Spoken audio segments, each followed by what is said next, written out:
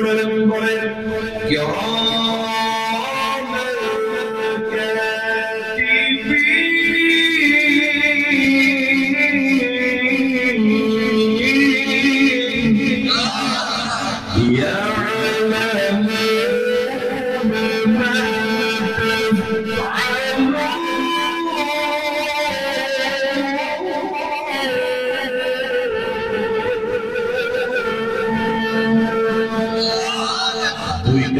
দুই ফেরেশতা আছে জানাই আছে না আমার মুক্তা আছে না আমার ব্যারিস্টার আছে না আমার মুক্তা আছে না আমার ব্যারিস্টার শিল্পী তালের হাই করতে দুনিয়া পাই কাপের পারা আমরা পাপি আল্লাহ জামিনদার আমরা পাপি আল্লাহ জামিনদার ঠিক আছে মনের ঘরে তালা দিয়া যাবে লইয়া আছেন সাই আমি অদম সাক্ষী হুকুম ছাড়া বাইরে যাই হুকুম ছাড়া বাইরে যাই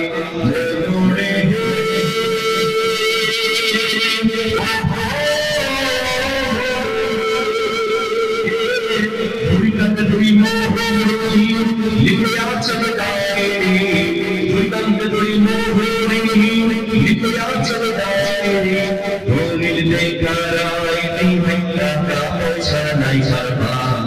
আমরা পাপি আল্লাহ জামিনদার আমরা পাপি আল্লাহ জামিনদার চিন্তার জীবনের আমার হাওয়া তাহলে আওয়াজ আসতে হবে কণ্ঠ দিয়েছেন সুতরাং আল্লাহর প্রশংসা করতে গিয়ে যদি আমাদের কণ্ঠটা ভেঙেও যায় কারো কোনো লস হবে কি বলেন লস হবে সবাই চলে চলে আওয়াজ দিতে রাজি আছেন না সবাই রাজি আছেন তো সবাই রাজি আছেন তো আসুন দল মত নির্বিশেষে যার কণ্ঠে শক্তি আছে সমস্ত শক্তি উদ্ধার করে আলো বলে উঠছি আলহামদুলিল্লাহ সবাই বলে রব্বানা লাকাল হামদ হামদান কাসীরা طيبا মুবারাকান ফীহি প্রশংসা করলাম আসুন আমরা মূল তাফসীরের দিকে চলে যাই আমার ভাইরা আমি আজকে আপনাদের সামনে পবিত্র কোরআনুল কারীমের একটি গুরুত্বপূর্ণ সূরা সূরা বনী ইসরাঈল সূরার নাম কি সূরা বনী ইসরাঈল এই সূরা বনী ইসরাঈলের 81 এবং 82 নম্বর আয়াত তেলাওয়াত করেছি খুব অল্প সময় আলোচনা করব সবাইকে শুনতে রাজি আছেন শেষ পর্যন্ত সবাই থাকতে রাজি আছেন কারা কারা রাজি নাই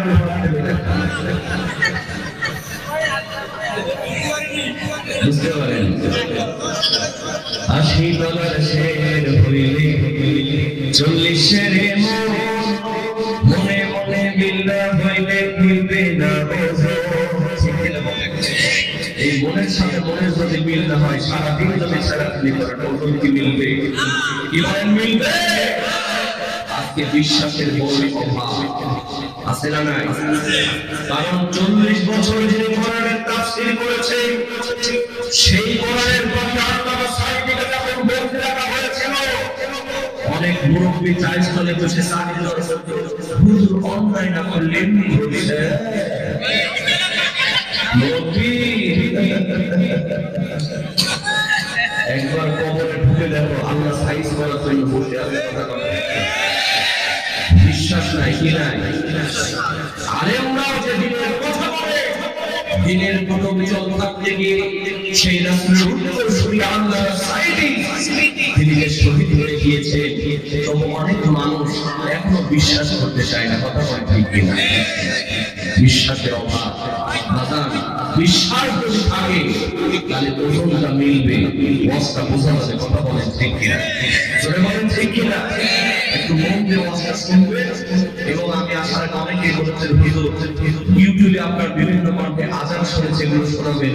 মক্কা মদিনার আযান আমি বলেছি সব হবে, তবে মোনাজাতের আগে কিসের আগে?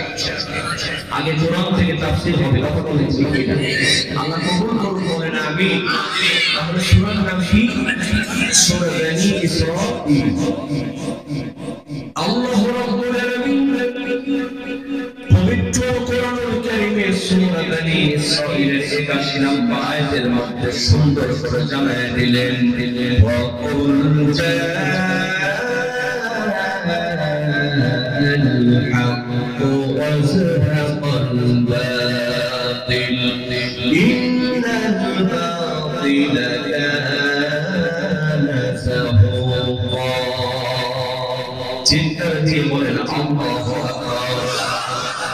বন্ধুরা আমার, আল্লাহ পাক বিশ্ব নবীকে জানায় দিলেন, নবী আপনি জেনে দেন, আপনি বলে দেন, ও নবী সত্য যখন প্রবেশ করেছে অটোমেটিক কিন্তু বাতিল শক্তি মিথ্যা প্রমাণিত হয়েছে। কথা কথা ঠিক কিনা? আমার ভাইয়েরা খেয়াল করে, আল্লাহ পাক নিজেই নবীকে জানাচ্ছেন, নবী আপনি বলে দেন সত্য প্রবেশ করেছে মিথ্যা বিতাড়িত হয়েছে।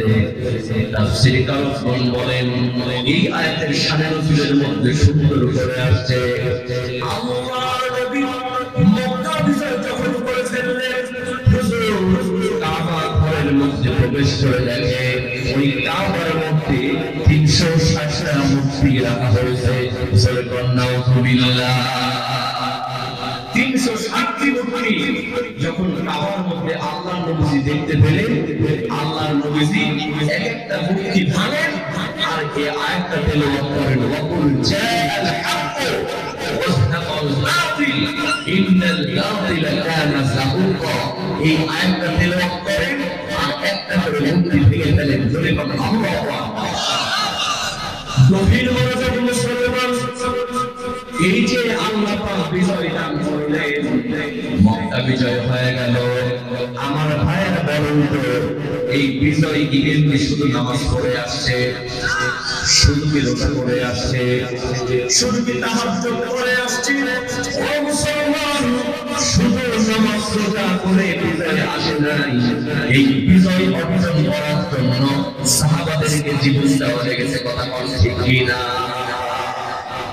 আর আমাদের সমাজে কিছু ট্যালেন্টের পুতুল আছে, যেদিকে বৃষ্টি হয় ওইদিকে সালাত হয়, ওই না প্রতিবাদ করা যাবে না, নাউজুবিল্লাহ আস্তাগফিরুল্লাহ বলে ঘরের মধ্যে খালি নামাজ পড়বা আর আল্লাহ দিন টাইম করাই দিবে। ঠিক কিনা বলে? গভীর মনোযোগ মুসলমান, এই বাংলাদেশে এমন হুজুর আছে, এমন আলেম নামের জালেম আছে, যারা সরকারি সুবিধা ভোগ করে ওই জালিম সরকারকে জান্নাত পর্যন্ত ফতোয়া দিয়েছিল। বুঝানকে জান্নাতি পর্যন্ত পাঠায় দিয়েছিল। বাজার ওরা মনে করছিল নিজে বাঁচলে বাপের না, কিন্তু আসল খেলা ট্যালেন্টে। শুনে বলেন কে? আপনাদের এখানে পুকুর আছে না? পুকুর এই পুকুরের মধ্যে দেখবেন যখন বড় বড় রুই কাতলা হয়ে যায়, পুকুরের মালিক একটু বড় ফুটাওয়ালা জাল নিয়ে আসে, এমন করেছে আমাদের সব রুই কাতলা জালের মধ্যে আটকা পড়ে যায়। কথা বলেন ঠিক কিনা? কিন্তু ওই জালের কোটা দিয়া কিছু পোনা মাছ, জাটকা মাছ পালিয়ে যায় কি যায় না? ওরা চিন্তা করে যাক বাঁচা গেল, বড় হুজুরদেরকে ধরেছে, আমরা তো ইমামতি করে খাই, আমাদের কোনো টেনশন বাজার। ওই পুকুরের মালিক কি জানে না পুকুরের মধ্যে এখন হুজুর আছে? এর কয়েকদিন পরে আরেকটু ছোট জাল নিয়ে আসে, এমন করে ছাতা মারে সব সোনা চাপড়া যদি জালের মধ্যে রাখতে পরে। কথা বলে ঠিক কিনা? কিন্তু ওই জালের কোটা দিয়েও কিছু পুঁটি মাছ, ডালি মাছ পালিয়ে যায় কি যায় না? ওরা চিন্তা করে যাক বাঁচা গেল, বড় হুজুরদেরকে ধরেছে, মেজ হুজুরদেরকে ধরেছে, আমরা তো মিলাদ পড়ায় খাই, আমাদের কোনো টেনশন। ওই পুকুরের মালিক কি জানে না পুকুরের মধ্যে এখনো পর্যন্ত হুজুর আছে? এর কয়েক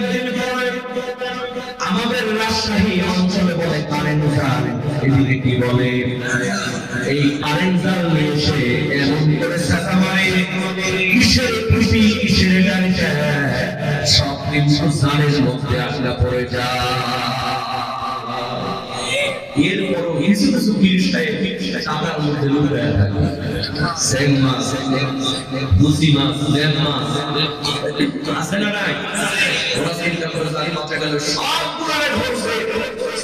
আমরা তো খানকা বানায় বসে আছি, মাথায় জিকির করতে করতে আমরা পড়ে উঠি, আবার খানকার মধ্যে ঢুকি, আমাদের কোনো টেনশন। এরকম ভণ্ডপীর আছে না নাই? জিকির করতে করতে উঠে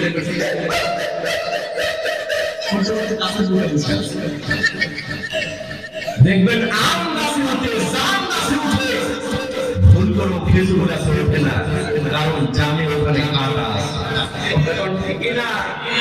বিস্কেট খালে উঠে সব গাছ উঠবা, খেজুর গাছে উঠবে, তুমি যে আসলে ভণ্ড এটা সবাই জানে। কথা বলে ঠিক লোকে বলে বাবাই নাকি সব জানে, লোকে বলে বাবাই নাকি সব জানে, আসলে এই ভণ্ড বাবা কিচ্ছু জানে না, আসলে এই ভণ্ড বাবা কিচ্ছু জানে না, লোকে বলে বাবাই নাকি কিছু জানে। কথা ঠিক না? ও আমার মধ্যে চিন্তা করে আমার কোনো টেনশন নাই, আমি তো ঠান্ডা মনে বসে আছি। আচ্ছা বলেন তো মুসলমান, ওই কালার মধ্যে কোন কোন হুজুর আছে, কোন কোন পীর আছে, ওই পুকুরের মালিক কি জানে না?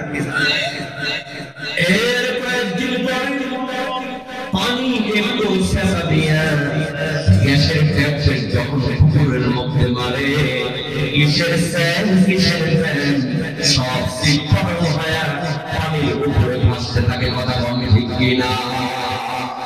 যদি বলেন ঠিক কিনা? এরকম দেখা গেল শরীরাচারের পতন হলো একদিক দিয়ে, আর বাইতুল মুকাররমের ক্ষতি হলো আরেক দিক দিয়ে। কথা বলেন ঠিক কিনা? তাহলে কিছু হুজুরদের মধ্যে সমস্যা আছে না নাই? আছে না নাই? সবখানকার মুসলমান দেখেন সত্য কাকে বলে, হক কাকে বলে। এই বাংলাদেশে কোরআনের পাখি আল্লামা সাঈদী তিনি 40 বছর কোরআনের তাফসীর করতে করলেন। তিনি যদি ইচ্ছা করতেন ঢাকা শহরে 10 তলা বিল্ডিং বানাতে পারতেন। আল্লামা সাঈদী সাহেব যদি চাইতেন এই বাংলাদেশের বড় বড় ব্যবসায়ীদের মধ্যে নিজের নামটা লিখাতে পারতেন, কিন্তু শুধুমাত্র ঈমানের পথে অবিচল থাকার জন্য তিনি নিজের জীবন দিয়েছেন। বাতিলের সামনে মাথা নত করে না। এমনি বিজয় আসবে না, বিজয় আসার জন্য জীবন দিতে হবে, ধৈর্য ধারণ করতে হবে, যুদ্ধ করতে হবে। কথা বলেন ঠিক কিনা? কারণ মুসলমান ইতিহাস করে দেখেন, এই মক্কা বিজয় হওয়ার আগে যখন বদরের যুদ্ধ শুরু হয়ে গেল, আল্লাহর নবী পেরেশানি হয়ে গেলেন, টেনশন করতে লাগলেন। কারণ এই বদরের যুদ্ধ ছিল ইসলামের প্রথম যুদ্ধ। এক পরিবার থেকে পিতা ইসলাম কবুল করেছে, পুত্র ইসলাম কবুল করে নাই। এক ভাই ইসলাম কবুল করেছে, আরেক ভাই ইসলাম কবুল করে নাই। এখন পিতা পুত্রের মধ্যে যুদ্ধ হবে, ভাইয়ের ভাইয়ের মধ্যে যুদ্ধ হবে। আমার ভাইয়েরা, এই বদরের যুদ্ধ সেই মাসটাতে হয়েছিল, বলেন তো ওই মাসটার নাম কি? রমজান মাস, 17 রমজান। একে তো সাহাবাদের সাওনায় রোজা রাখা শরীর, আল্লাহর নবী পেরেশানি হয়ে গেলেন। একই পরিবার থেকে ভাই ভাই যুদ্ধ করবে, পিতা পুত্রের বিরুদ্ধে অস্ত্র ধরবে, এটা একটা সহজ বিষয়? গভীর মনোযোগ মুসলমান, আল্লাহর নবী পেরেশানি হয়ে গেলেন। এমন সময় আল্লাহর নবীর একজন যুবক সাহাবী নাম তার মিসদাদ রাদিয়াল্লাহু আনহু চিৎকার দিয়ে বলেন সুবহানাল্লাহ। যুবক সাহাবী মিসদাদ রাদিয়াল্লাহু আনহু তিনি লাফ দিয়ে দাঁড়ায় গেলেন। তিনি বললেন, ইয়া রাসূলুল্লাহ, ইয়া হাবিবাল্লাহ, আপনি চিন্তা করবেন না, টেনশন করবেন না। তিনি যে কথাটি বললেন, ইয়া রাসূলুল্লাহ হাইকুমা তাশ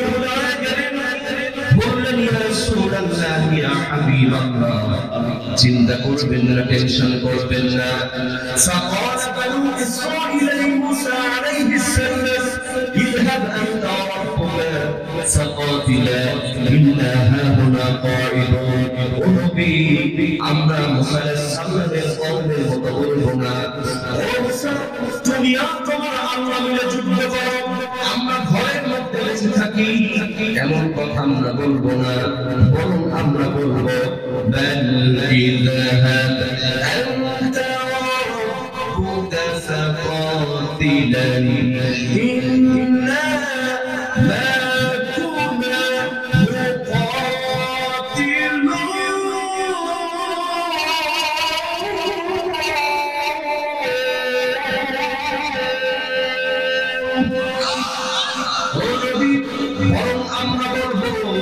আপনি আমাদের নিয়ে চলুন আমরা কাফেরদের বিরুদ্ধে মুনাফিকদের বিরুদ্ধে লড়াই করতে থাকব ততক্ষণ পর্যন্ত মা দামাত আইনুন মিন্না কাওয়া যতক্ষণ পর্যন্ত একটা চোখের পলক পড়বে যতক্ষণ পর্যন্ত একটা চোখের পাতা নড়বে ততক্ষণ পর্যন্ত আমরা কাফেরদের বিরুদ্ধে লড়তে থাকব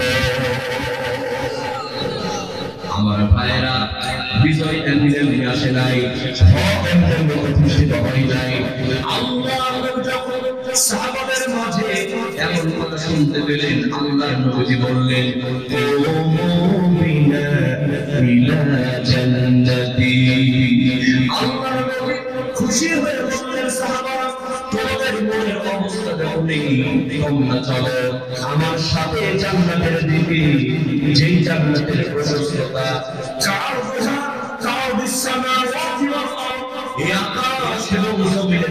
অনেক বেশি এই কথা যখন আল্লাহ নবী বললেন আল্লাহর নবীর আরেকজন সাহাবী ফাকাম উমাইর ইবনে হামাম ওয়া কানা ইয়াকুলু তামার আল্লাহু আকবার বলেন আল্লাহর নবীর আরেকজন সাহাবী হাদিস শরীফের মধ্যে আসছে ওয়া কানা ইয়াকুলু তামার উমাইর ইবনে হামাম একজন যুবক তিনি খুরমা খাচ্ছিলেন খুরমা খেতে খেতে বললেন ইয়া রাসূলুল্লাহ ইয়া হাবিবাল্লাহ কি আশ্চর্য কি সুন্দর কথা শোনালেন যেই জান্নাতের মধ্যে থাকবো যেই জান্নাতের প্রশস্ততা হবে কাউতুহা কাউদিস সামাওয়াতি ওয়াল আরদ এই আকাশ এবং জমিনের চেয়ে অনেক বেশি বুজুর্গ সুতরাং আর যেই পাওয়া যাবে না এই কথা বলে হাতের খুরমা ফেলে দিয়ে উমাইর ইবনে হামাম যুবক জিহাদের ময়দানে ঝাঁপায়া পড়েছে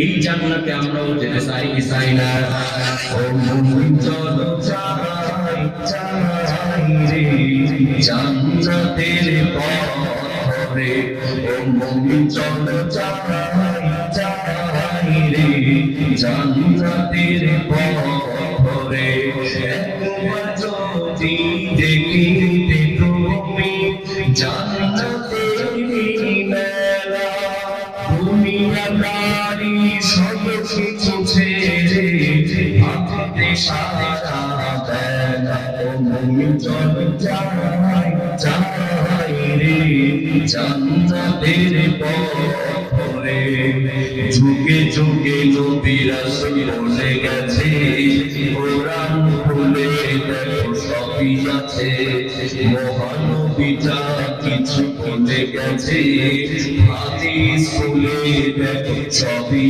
আছে করো বিশ্বাস থাকিতে বিশ্বাস এই দুনিয়ার ভোগে পড়ো কোরআন পাইবে সম্মান সিরাতের ঘাটে মুমিন চলো যাই যাই রে জান্নাতের পথ ধরে চিৎকার দিয়ে বলেন মারহাবা আমার ভাইরা এই হক এসেছে জিহাদের পথে সত্যের সাথে সংগ্রাম করে ঘরের মধ্যে বসে থেকে হয় নাই কথা বলা এবারে শুনেন মুসলমান আল্লাহ পাক তারপরে সুন্দর করে জানিয়ে দিলেন ওয়ানুনাজ্জিলু মিনাল কুরআনি মা হুয়া শিফাউন ওয়া রাহমাতুন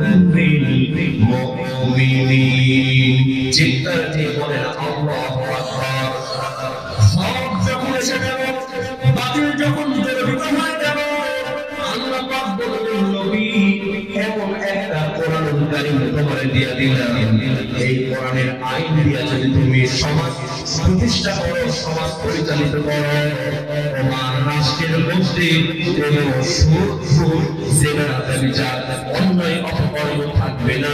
চিৎকার দিয়ে বলেন না বাবা সুবহানাল্লাহ। আল্লাহ বললেন নবী, ওয়ানাজ্জিলু মিনাল কুরআনি মা শিফা, এই কোরআনটাকে আমি ওষুধ হিসেবে তোমাকে দিয়ে দিলাম। ধরে বলেন সুবহানাল্লাহ।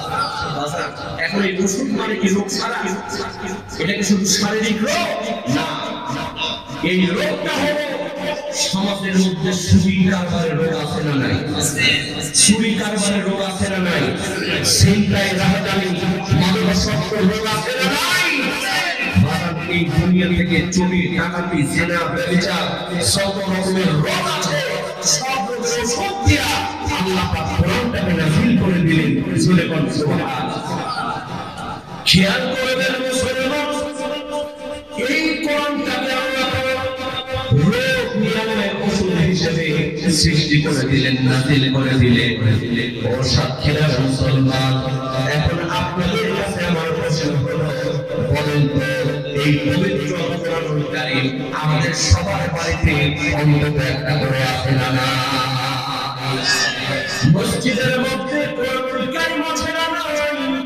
বাংলাদেশে শত শত মাদ্রাসা, এই শত শত মাদ্রাসার মধ্যে লক্ষ লক্ষ কোরআনুল কারীম আছে না না? বাবা, আপনার কাছে প্রশ্ন হলো, লক্ষ লক্ষ কোরআন থাকার পরে একটু বুকে হাত দিয়ে বলেন তো, আমাদের সমাজ থেকে কি চুরি কারবার বন্ধ হয়েছে? জেনা ব্যবস্থা বন্ধ হয়েছে? চুরি ডাকাতি বন্ধ হয়েছে? বন্ধ হয় নাই, বরং আগের চাইতে বেড়েছে। তাহলে বলেন তো, আল্লাহ দিলেন রোগ নিরাময়ের জন্য, সমস্ত চুরি ডাকাতি বন্ধ করার জন্য কোরআন দিলেন। সমাজ ভয় ভরে কোরআন, চুরি বন্ধ হয় না। তাহলে আল্লাহ কি মিথ্যা বললেন? আল্লাহ কি এমনি এমনি বললেন? গভীর মনোযোগে মুসলমান, আল্লাহ পাক এই কোরআনটাকে দিলেন চুরি, ডাকাতি, জেনা, ব্যভিচার বন্ধ করে আলোর পথ দেখানোর জন্য, জান্নাতের পথ দেখানোর জন্য।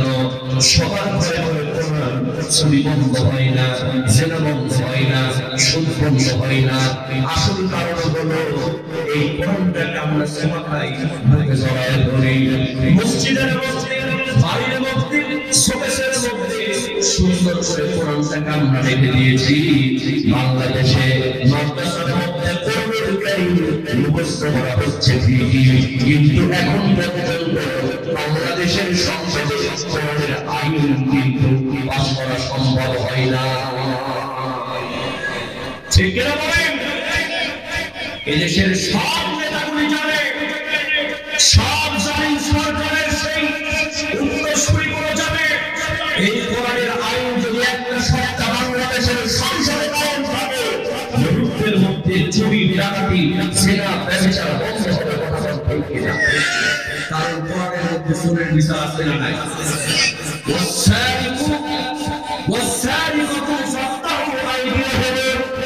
আল্লাহ পাক বললেন, চোর এবং চোরনি যদি চুরি করে তাদের হাতটা তোমরা কেটে দাও। যখন আইন ডাকা আমার ভাইরা, একটা সপ্তাহ যদি কোরআনের আইন বাংলাদেশের সংসদে কায়েম হয়, আর একজন চোরকে ধরে ঢাকা বাইতুল মুকাররমের সামনে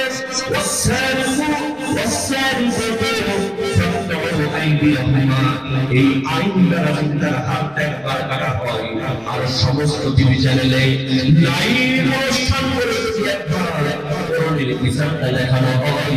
বিশ্বাস করেন মুসলমান, চুরি করা দূরের কথা, অন্যের সম্পদের দিকে বাঁকা চোখে তাকানোর কেউ সাহস পাবে না। এদেশের সব নেতাগুলি জানে কোরআনের আইন পাস হলে চুরি ডাকাতি বন্ধ হবে। জানে কোরআন ভালো জিনিস, কিন্তু কোরআনের আইন সংসদে চাই না। কারণ জানে আইন যদি পাস হয় ওদের হাত থেকে টাকা পড়বে, তখন তার রকেট জায়গায় বাস দেওয়া যাবে, তখন তার জনগণের গম চুরি করা যাবে না, তখন তার বোতল খায় ঘুমানো যাবে না। কথা বল ঠিক কিনা?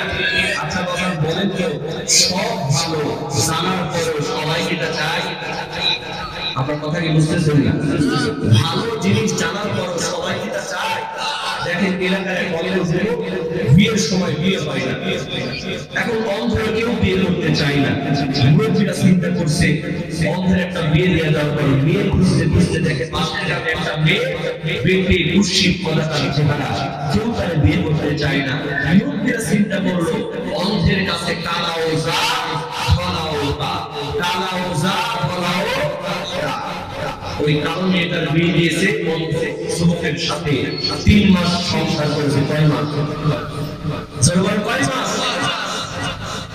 হঠাৎ করে একদিন আপনাদের এই পাশে যে বাজারটা শ্রীরামপুর বাজারে মাইকিং শুরু হয়েছে, চক্ষু শিবির, চক্ষু শিবির।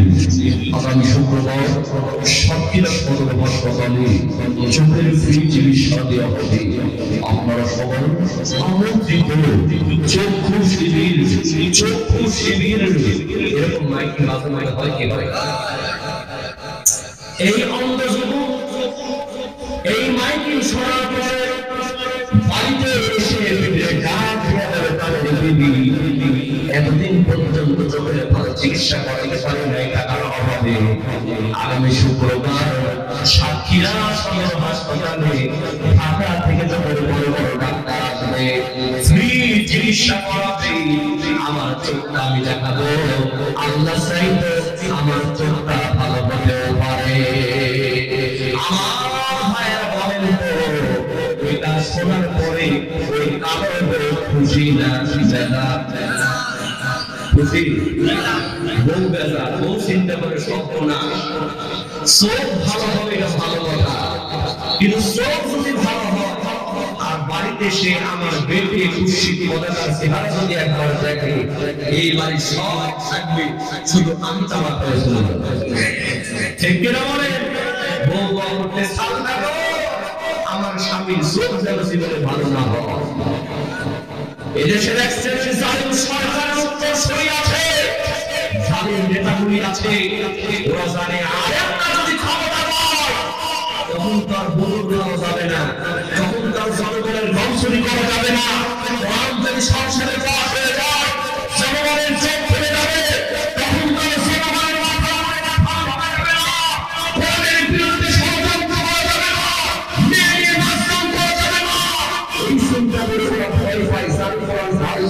কিন্তু আইন চায় না। চায় না আইন কারণ জানে আইন না ভালো করবে, আইন পাশ হলে আমার হাত খারাপ করবে, আমার বিচার আগে হবে, আমার প্রতিটা সমস্যা হবে। এই জন্য তাদের ষড়যন্ত্র থেমে নাই, থেমে আছে, থেমে আছে। দেশ ছিল একটা, কিন্তু বিচার হয়েছে 2 রকম। এই কথা বলে মুসলমান ঠিক কিনা? দেশ ছিল একটা, বিচার হয়েছে 6 রকম। দেখেন মুসলমান কেমন করে ষড়যন্ত্র করেছিল তাদের। এই বাংলাদেশে এত চোর ডাক্তার বাচ্চা আছে, এদের লিস্টা করেছিল না। কিন্তু বাংলাদেশে যারা কোরআনের হক কথা বলে, এই বক্তাদের ধরে ধরে লিস্টা করেছিল। কথা আমরা ঠিক কিনা? আমার ভাইরা দেখেন, আমাদের দেশের একজন নায়ক, নাম হলো তার শাকিব খান।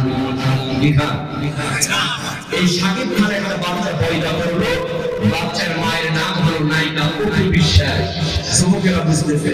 এর কয়েকদিন পরে আরেকটা বাচ্চা পয়দা করলো, বাচ্চার মায়ের নাম হলো নায়িকা বুবলি। কথা ঠিক কিনা? দেখলাম তারকে কারো তৈরি হলো, কেউ ফেরে না খালি পেটি শাকিব বাবার দরবারে। এখন আর ফের দরবারে যাওয়া লাগে না, সে শাকিব খানের কাছে যায়, একটা করে বাচ্চা নিয়ে মিডিয়ার সামনে হাজির হয়। কথা বলছে গভীর মনোযোগ মুসলমান। দেখেন দেশ ছিল একটা, বিচার হয়েছে 2 রকম। ওই জালিম সরকারের প্রশাসনের লোক, কোন বুদ্ধিজীবী, কোন আইনজীবী ওই শাকিব খানকে একটা বড় জিজ্ঞেস করেছিল, ও শাকিব খান, তুমি যে বিয়ে করেছো তোমার আবির নামাটা কো? কেউ বলেছে? অথচ এই দেশে একজন প্রখ্যাত